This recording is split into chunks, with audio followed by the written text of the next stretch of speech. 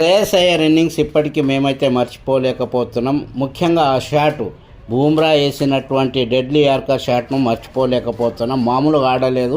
ఎందుకంటే ఒకసారి Bumrah York ball వేస్తే అది వికెట్కి ఎగిరిపోతుంది, వికెట్ ఇరిగిపోతుంది.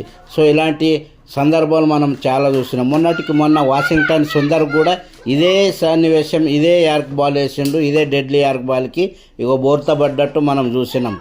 ఆ వికెట్ కూడా ఎగిరిపోయింది. సో అదే బాల్ ఇప్పుడు యార్క్ బాల్ వేసిండు.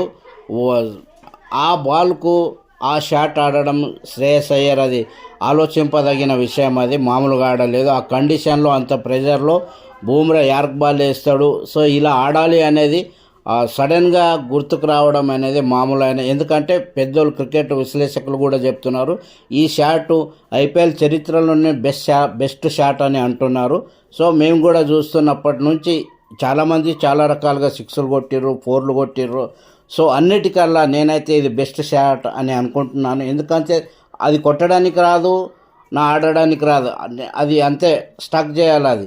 సో అలాంటి టైంలో కూడా శ్రేయస్ అయ్యారు దాన్ని బౌండరీగా మలిచి ఇలా పంజాబ్కు ఎప్పుడైతే ఆ షాట్ కొట్టిండో అప్పుడు మ్యాచ్ గెలిచిపోయిందని మనమైతే అనుకున్నాం. ఎందుకంటే అలాంటి బాల్ అది డెడ్లీ యార్కు.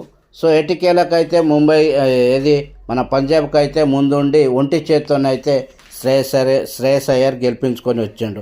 సో చూడాలి ఇక రేపే ఫైనల్ 24 గంటల్లో. సో ఏది గెలుస్తుందో మీరే కమెంట్ రూపంలో చెప్పండి. నేనైతే ఆర్సీబీ గెలవాలని కోరుకుంటున్నాను. జై ఆర్సీబీ.